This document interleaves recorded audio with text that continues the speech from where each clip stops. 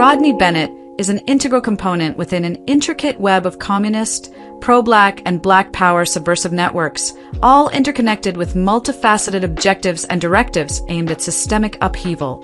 These networks have adeptly turned the university system against itself, exploiting its traditional openness and educational ethos to infiltrate and implement their subversive agendas under the pretext of diversity, education, or other euphemistic labels.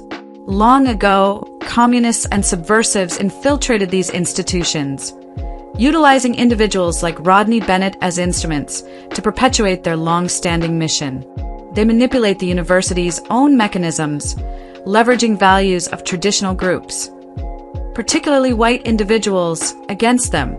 This exploitation is facilitated by the acquiescence of certain white individuals, who, through their conditioned behaviors, unwittingly enable this infiltration. At these institutions, a significant portion of white individuals have been indoctrinated to exhibit specific responses, which are then weaponized to transform both the institution and society at large, right before their very eyes.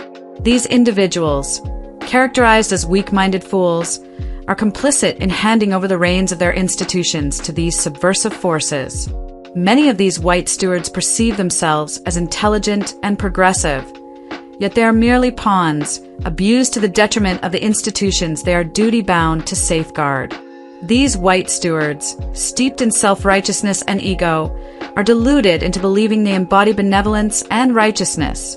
In reality, their weakness and folly render them prime targets for subversive tactics, their inflated sense of self-importance blinding them to their role as enablers of institutional decay.